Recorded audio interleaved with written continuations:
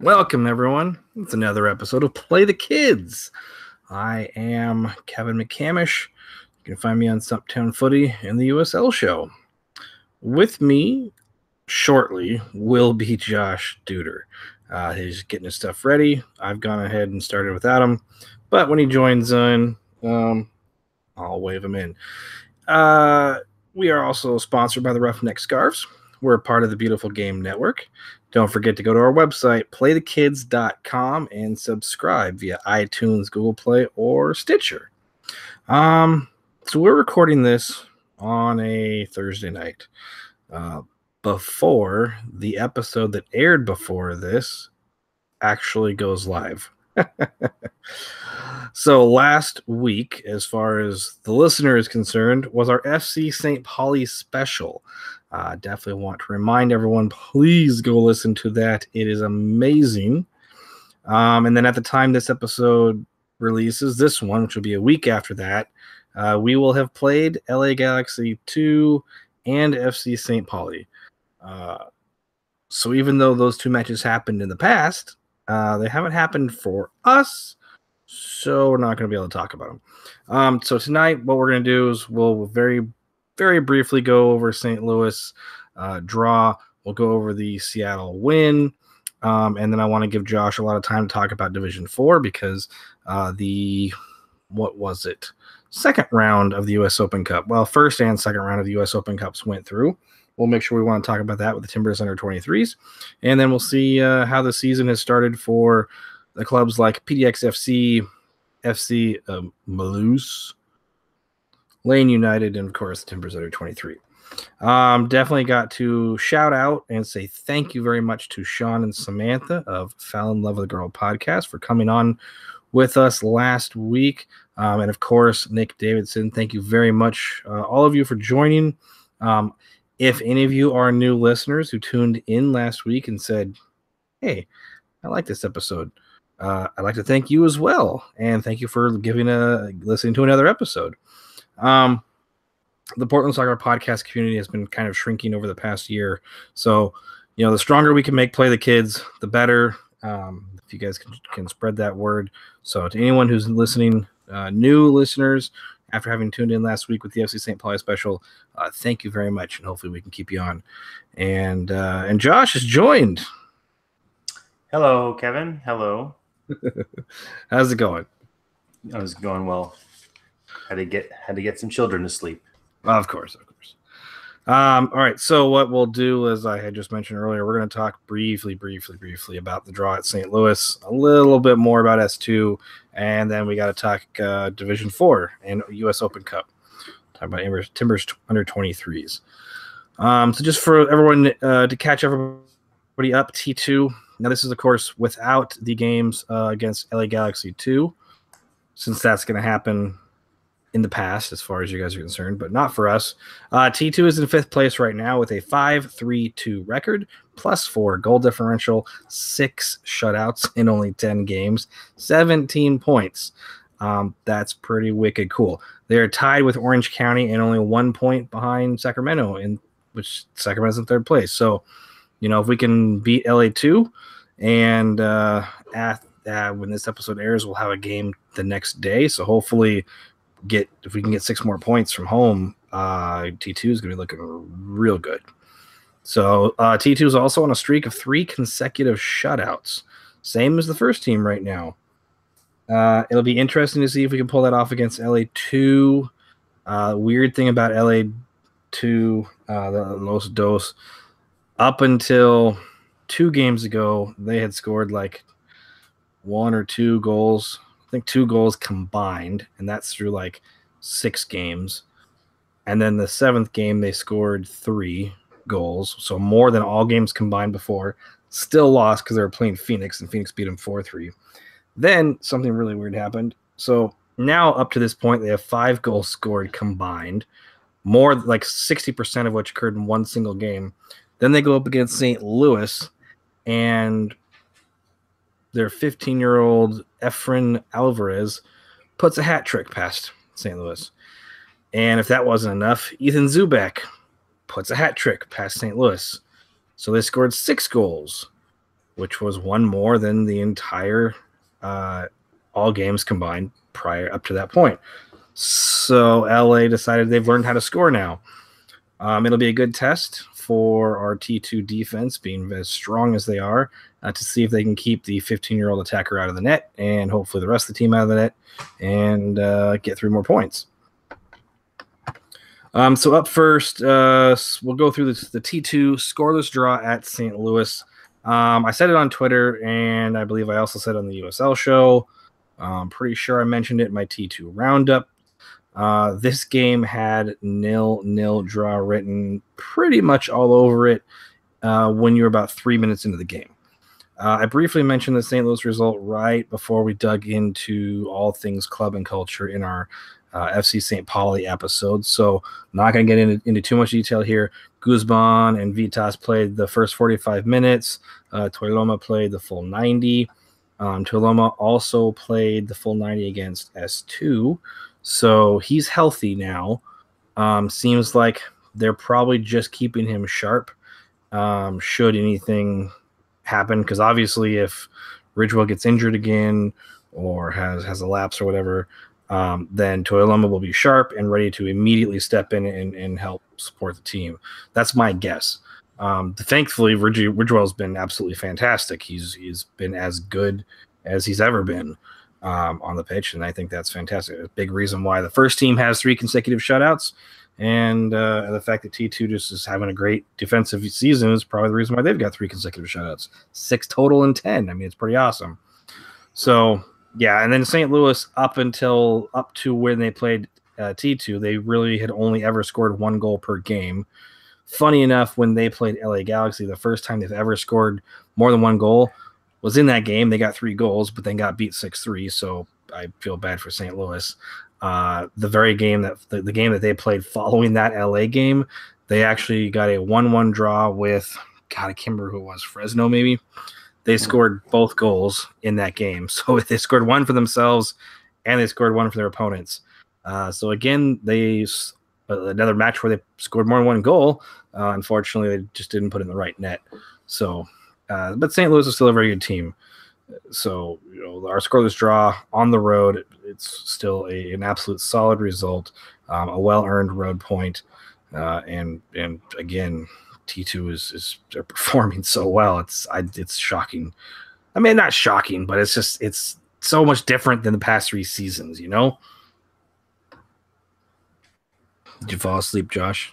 Yeah. I'm trying to get all calm. I'm trying to get caught up here. Fine.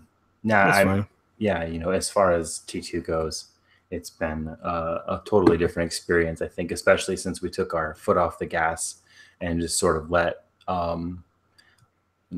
instead of putting high expectations on and just kind of decided to sit back and see what they did, all of a sudden they're doing really well. And I watched an interview with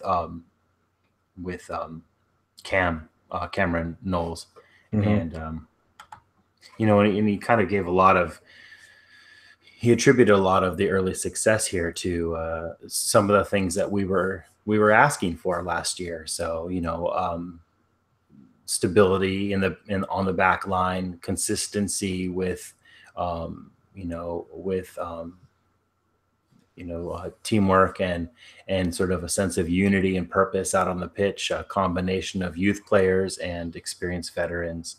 And it's just really interesting to see that all those things that you and I said over the last couple of years could be important factors in changing the way the team performs, because there's talent in the roster. There always has been talent in the roster. It's just, how do you make that talent perform? And they're performing at a high level right now. So it's really fun.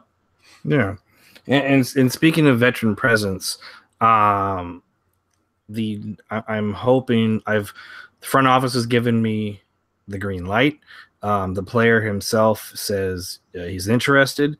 So not this episode, but the one that is going to air after this episode, the very next one, which, if I have my numbers right, should be on Friday, June 1st. I believe we're going to have Josh Phillips on the show. and that's going to be super exciting. So basically, when he's on the field, he's the captain for T2. So we'll get the player's perspective on how things are going with T2. You know, someone who has played 3 seasons with the Colorado Springs Switchbacks, played for an independent side, moved to an MLS2 side. You know, what kind of changes that? And he's, you know, and being someone who is still young, but certainly has the experience in the league and is probably helping some of these younger players come up. You know, there's academy players that join on the bench. You know, like what kind of advice do you give them? How do you develop them? So that should be a really, really awesome episode coming up next week with Josh Phillips. Super excited. I just got to set something up with him, and sounds like I'll probably just do an interview and I'll splice it in. But look forward to that next week. It's going to be super awesome.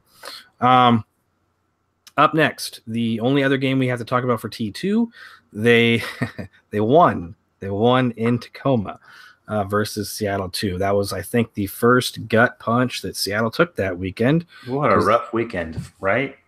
I know. So if the game had ended without any stoppage time, or maybe only 1 minute of stoppage time, it still would have been a plenty fine result for us. You know, a 0-0 road point is still very good. Like I said, against St. Louis, there's nothing wrong with that whatsoever. If you're getting wins at home and points and draws on the road, you're going to make the playoffs. Simple as that. But and again, also, if it ended 0-0, it would have been better than the season opener, because we would have gotten a point as opposed to having a 5-minute lapse and losing the game. But like Sacramento, certainly like St. Louis, T2 have proved that they are really getting a hold of being able to manage full 90-minute games very well. I've mentioned this quite a lot, the word focus, in my articles on the USL show, on this show. T2 are staying focused, and they're not letting these very simple mental lapses that occurred, you know, against S2 when the season started, against Real Monarchs when they traveled that way. They're not letting that stuff occur. So you can't be punished for those types of lapses when you have your mentality right and you stay focused from opening to final whistle. Now, there's obviously going to be mistakes. There will be goals. T2 is not perfect by any means. You know, someone, whether it's LA2 or Real Monarchs, when they come to visit the next or tomorrow, as far as this episode's release date is concerned, the 26th, when they come, you know, someone's going to get goals against T2. It's going to happen. It's part of the game. But with the way T2 is playing now, if they keep this up, we are talking mid-range playoff seed quality right now. Either the lowest home seed or highest road seed type quality. 4th, 5th place, basically kind of where they sit right now. You know, Monarchs and Phoenix are basically above everybody else. You might have a Sacramento or an Orange County, you know, maybe San Antonio. I don't know how well they're going to kind of do with some of the player losses they had off season, how they've been doing with some injuries. But you're going to have like this second tier of teams where you'll probably have 2 pretty good teams, and then the next, like the rest of the playoff spots. And I think T2 right now is kind of in between. So like I said, right in that 4th and 5th place area. If they keep this up, if they stay this sharp, you know, they can certainly put themselves in that just below the top 2 teams, like tier of teams. Like when we talk about Sacramento, we talk about Orange County, you know, maybe even St. Louis, since they are usually a good defensive team, the LA2 result notwithstanding, that type of area. And it's exciting to talk about T2 in that tier of the Western Conference, as opposed to, you know, don't have the expectations that they're going to make the playoffs. It's very different. Like I'm beginning, I know the season's still early, but I'm beginning to kind of sense that maybe it's okay to have the expectation that, you know, assuming that nothing falls apart, if they even remotely kind of keep up what they've been doing, that we should be able to get the playoffs for the first time. Possibly. Maybe. And if they do, we'll enjoy it. Yeah. I mean, either way, the quality of the play on the pitch is so much better than it used to be. It's not even funny. Cameron Noah really seems to be juggling the minutes pretty well between all the players.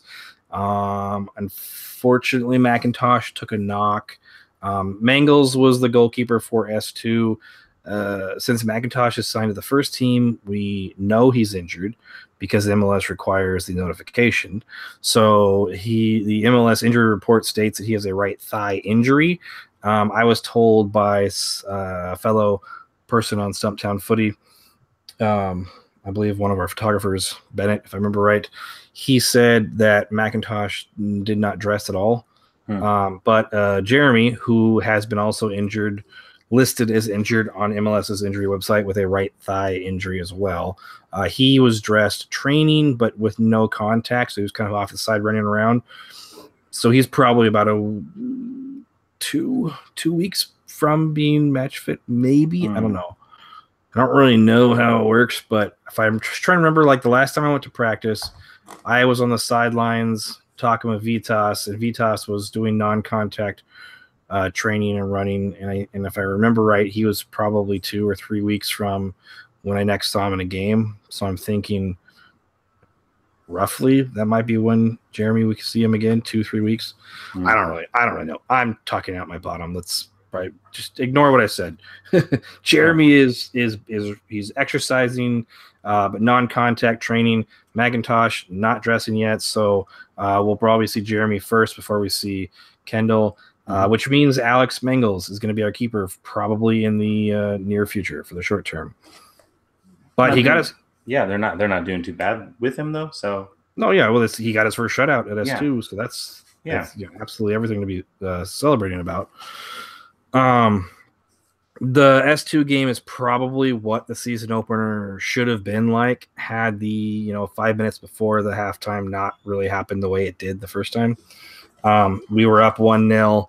It would have been, I think the game probably would have worked out to being a 1-0 win, that season opener, I should say, if we didn't kind of fall asleep for 5 minutes. But this one, did you see the goal Eric Williamson scored? The very last play of the match. Yeah. Yes. Yeah, I know. So there's 2 minutes of stoppage time. It's like, I don't know, 91:45 on the clock, maybe like closer to 91:50. And Alex Mangles sends a long ball as far as it can go, all the way out wide left. Arboleda, of course, with his speed, is able to get onto that. He sends a cross in, and sure enough, Eric Williamson's making a really good run out of midfield into the box, gets on the end of Arboleda's cross, and taps that sucker in at roughly 91:56, 91:57. Basically 3 seconds from the whistle. And that's about the last kick of the game. So congratulations to Eric Williamson getting his first pro goal and bringing home all 3 points against Seattle. Absolutely, want my hat off to the entire team for basically playing all the way to the final whistle. Very, very good result. 4 points out of 6 on a road trip to St. Louis and to Seattle is probably couldn't ask for more, I don't think. Yeah, and what a great weekend. So, well, yeah, because then the first team goes and does it at home. Not as late on their goal, but 86th minute. That's a good changing a result after the 75th minute to the first team's favor. Absolutely. Second week in a row. I'll take it. Some players to highlight for T2. We'll go through 3 of them, and you'll probably know what 2 of the names are. So the one you might not know, Marvin Loria. He got another start versus S2. He continues to show well. Against St. Louis, it was Arboleda and Esprilla on the wings. Of course, you might think, it's a lot of speed. Looks good. But St. Louis were a very good defensive unit, so of course it ended 0-0. Against S2, it was Arboleda and Loria. I kind of like the Arboleda-Loria combination a little bit better. I think Loria's got, more to prove than Esprilla. He's got, I feel like he's more natural winger. I guess Esprito's a natural winger too, but Mm-hmm. Loria kind of likes to pinch in a little bit more. Doesn't play along the touch line, tries to like get involved a little bit more and play towards the center, pinch in towards the center of the box instead of running to, playing along the touch line and going to the end line and crossing it in. So he feels like a more involved wide attacker than someone that runs along the touch line and crosses it in from the end line, which, it's both are totally fine. It's just a different way of doing things. And I like how Loria was combining with Arboleda on both sides. And it really worked out, with the last goal or the only goal coming from an Arboleda cross, which brings us, of course, to our second player to highlight, which, of course, is Victor Arboleda. I've got to actually, at this point, I'm kind of wondering if he's starting to work his way into like first team conversations. He's on a first team contract, so of course he can just be on the bench if they need him or anything. What I'm really interested in seeing is what happens this summer. I believe Andy Polo got called up to the World Cup for his nation. Of course, I'm not mentioning it because I don't remember which one it is. I think it's Peru, right? I think you're right. I hope I'm right because I would feel bad if I'm wrong. But so if Polo goes to the World Cup, that kind of opens up some space on the bench, and I feel that with the way Arboleda has been playing, he might make the bench this summer when the team needs him. And if he does, I mean, everybody should feel absolutely confident that he could do a job. Speaking of being confident, if you see him on the bench, that he can do a job. Third player I want to highlight, Eric Williamson. His goal is literally just icing on the cake. He's really beginning to dominate the midfield, and I'm pretty sure at this point he should have his name on the T2 starting 11 in ink. He really is showing he needs just as many minutes as humanly possible. So I want to see him get 90 minutes after 90 minutes after 90 minutes with T2. Just so he can be ready to be called up by the first team if for some reason everything goes sideways and we need him. Or everything goes well and the Timbers beat probably inevitably the Sounders in the U.S. Open Cup, and we have to move on a couple matches and we need an extra few players. Yes, I mean that too. But I mean, either way, what I'm saying is basically if he does get called up, I think that the team can be confident he'll be able to do a job once he gets up there. Players like Williamson and Langsdorff, Arboleda, they are all getting to this point with T2. I think that if I saw them on the bench with the first team, I'd be like, all right, that's cool. I would not be concerned that the bench is short. I'd be like, well, they've got someone that I feel confident can go out there and do what needs to be done if he has to sub on. Like Jeremy did last season. I think he got about 317 minutes. Some of these players might see a couple hundred minutes in MLS. We'll see. You mentioned, of course, the U.S. Open Cup, fourth round is when MLS teams join. With the significant losses by USL sides in the second round, so a lot of teams not making a third round, we at the USL show have kind of crunched the numbers, and it seems likely, this is just a prediction, but likely that there is going to be about potentially four MLS versus MLS matchups, where there's just, because everything's still regional in the fourth round, there's not much you can do. It's probably going to be LA Galaxy versus LAFC. It's probably going to be the New York Red Bulls versus New York City FC.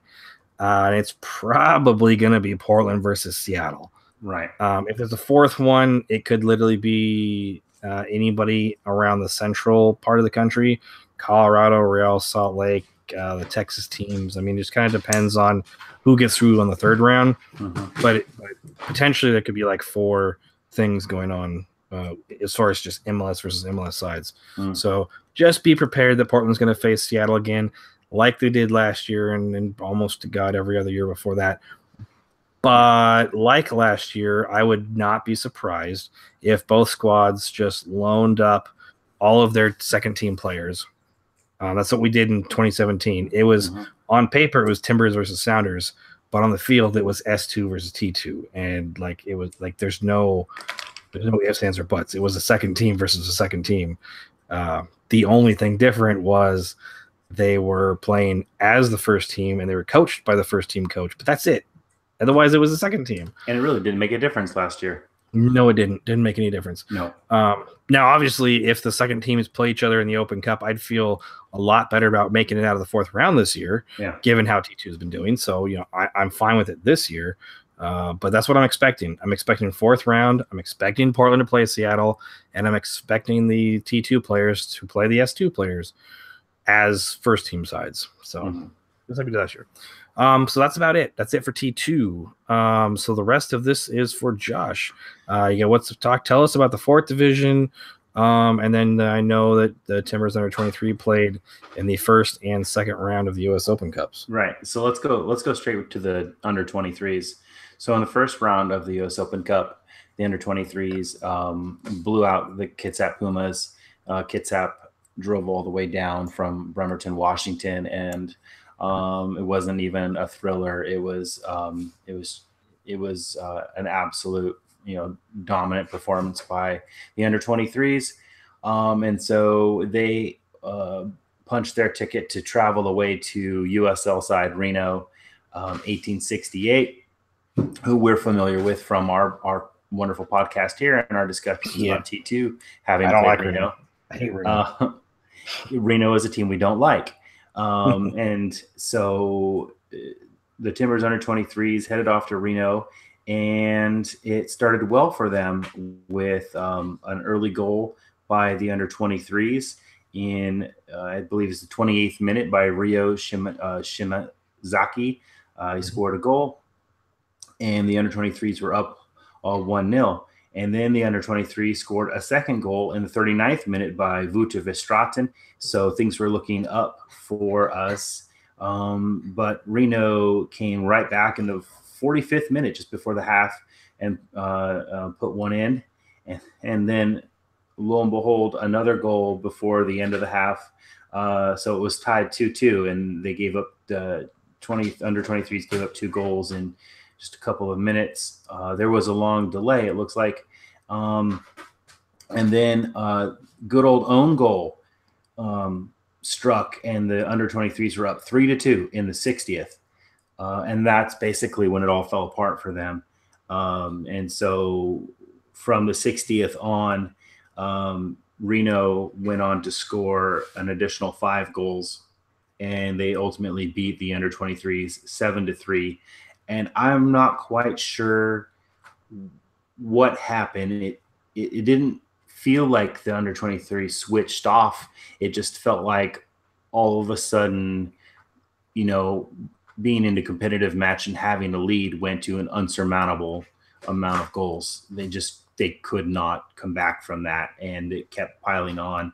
I mean, Reno scored a goal deep into late second half stoppage time in the 93rd minute. They did not take their pedal off the gas, and they went on to win 7-3. So the under 23s are now out of the U.S. Open Cup, and that's sort of why we're looking at it regionally going, okay, well, there's nobody left from the Pacific Northwest. So this invariably really does look like it's going to be another Timber Sounders U.S. Open Cup matchup, unless for some reason the USOC recognizes Reno as a professional club and they decide to line them up against the Timbers or the Sounders. But they very likely will play, what do you think, San Jose in the next round? So No, well, the next round's the third round. I'm not sure who joins it because there is no more. It's like some of basically the second division's already kind of involved in the U.S. Open Cup now. Yeah. So I figured San Jose was so awful that they might count them as a second division side. Well, see, that's another thing. Like, even though the Timbers under 23s aren't affiliated with the Portland Timbers in basically anything except for the name, I'm not 100% sure if U.S. Soccer would allow them to play each other. I feel like they would be petty enough that, hey, you have the same name, so we're just not going to let you play each other. Yeah, you're probably right. Even like I said, even though they really don't have anything to do with each other except for the name, But turns out in the Open Cup there is an Orange County FC amateur Mm-hmm. team and the Orange County SC Second Division USL squad. Unfortunately, the Orange County didn't get into the third round, so we are not going to have Orange County FC versus Orange County SC. And I think Miami FC beat Miami United. So, Right. I mean, based on all of that, it seems like the U.S. Soccer might let the Timbers play the Timbers under 23 if that had happened. Right. Who knows? But yeah, you're right. So Reno is affiliated with San Jose. San Jose, right? Yeah. They may not be able to play each other. They may not, despite not having a similar name, but because they have an affiliation. So it'll be interesting to see. I'm not quite sure when the draw happens on that, but I'm sure by the time we record our next pod, we can at least drop a little USOC information for the third round, even though that won't directly impact the Portland Timbers organization. There's a draw on May 24th, which will be the day before that this episode airs. I don't remember if it's the third round draw or it's got to be the fourth round draw because I think the third round was already set up. I think you're right. So it'll be the fourth round draw. And, MLS teams will be included in the fourth round draw. Yeah, that is when MLS joins in. The American-based MLS teams will join in in the fourth round. So I'll have to go and see who's playing what in the third round. Mm-hmm. Reno, I want to say, plays Sacramento Republic, but I'll have to double check. Yeah, we're starting to get into those teams. Either Sacramento Republic or San Francisco City, depending on who won that game. I think San Francisco City. I'm not sure. I'll have to look into that. Yeah, either way. Yeah. There's a lot of California teams, but the problem is by the time you get to the fourth round, it's going to be Portland versus Seattle. And there's not even a question about that anymore. Right. I'm just going to recap a little bit more. Yeah, real quick. Timbers under 23s. They will now play, as we record on a Thursday, they play tomorrow against TSS FC Rovers at 7 p.m. and they play away in Swangard. They also play their next match away and their following match away and the match after that away. They play away on June 1st. They don't play a home match. According to the schedule I'm looking at, the Timbers under 23s won't play a home match until June 5th. At McCullough Stadium against guess who? Sounders under 23s. Oh. Yeah. So Sounders are in that stupid league. Yeah. For what it's worth, the Sounders under 23s have a team there. So there won't. I mean, we'll cover the results, but there won't be a match to go to for the Timbers under 23s as far as the schedule that I'm looking at is concerned. If that changes or if I'm looking at it incorrectly, we'll update you on the next podcast. And so let's see here. Lane United, who was also in the USL PDL, same conference as Timbers under 23s. Lane United started on Monday, the 14th, with a 4-1 win over TSS Rovers, and they did play away as well. So right now, Lane United is sitting up at the top of the division with their 4-1 win. PDX FC, they started their season with a loss to Kitsap Puma. So after Kitsap came down for the U.S. Open Cup and got thumped, they came back down just a few days later. I thought that would be an advantage for PDX FC, and it just didn't play into their hands. They had a lot of opportunities, and they just really didn't. They didn't finish a lot of chances that they had inside the box. They were very dangerous. They had a lot of quick build-up play, and then they got in the box, and I just kind of felt like there wasn't a finishing touch. So the next match for PDX FC is this Saturday at Buckman Field at 6 p.m., and that is in Portland against FCM Portland. And so they're having a bit of an away and home, if you will, a quote-unquote away and home, both matches in Portland. It's what some are dubbing the Black and Blue Derby. So the next home match is May 26th at Concordia University, also against FCM Portland. So that match is at 7 p.m. I'll be there. That's a week and a day away. but it should be fun. Let's see, just to give you an update, they added 3 players. Nick Farr from Cascade High School and Corbin University. He's the brother of Timbers under 23 star goalkeeper last year, Jordan Farr. They also added Stefan Woot. He's a left-footed left back from Creighton University. He also played last year on the Timbers under 23s during that championship run. So he's going to be a really useful player. These are guys that we really probably could have used earlier in the week. They also added Christian Silva. He's a defender from Westview High School. Also played at Corbin University for Coach Aaron, who is the coach of the 23. So there's a lot of familiarity. These players know each other. They've played with each other. So it's a lot of, automatic sort of hopefully chemistry coming into PDXFC to help them, to give them a boost in the second week. Last but not least, FCM, Malouse, Portland's other team.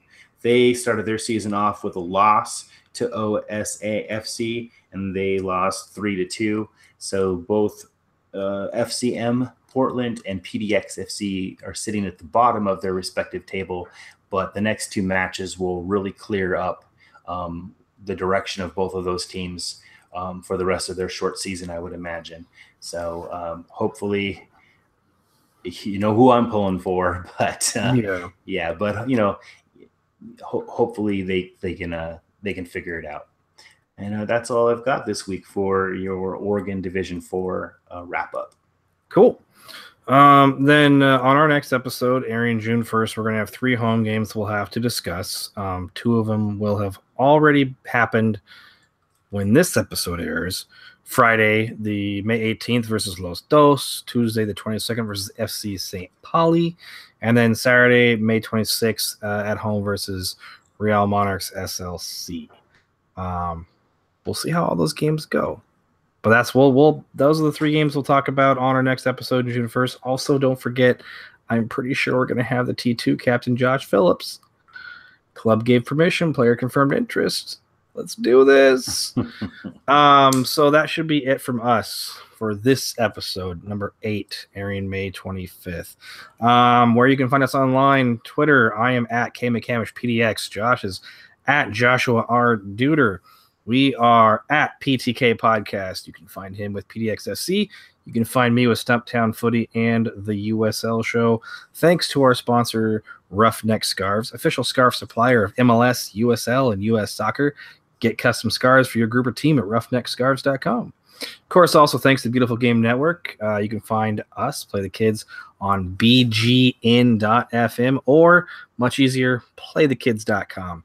Don't forget to subscribe using links to iTunes, Google Play, or Stitcher via playthekids.com. And then very, very, very last, my bgn.fm shout out of the episode. Gots to holler to my other show I do, the USL Show, hosted by Evan Vallela, myself, Phil Grooms, Ryan Allen, and Iron Pony, also named Evan. If you really want to expand your knowledge of USL, if you're expanding just to get beyond T2, if you really want to understand the United States Second Division, I highly recommend my other show. If you like this show, you're gonna love that one even more. So, so check it out on bgn.fm, the USL Show. You can also find them at www.theuslshow.com. But that's it. I am Kevin. That's Josh. Thank you, everyone, for listening. Good night.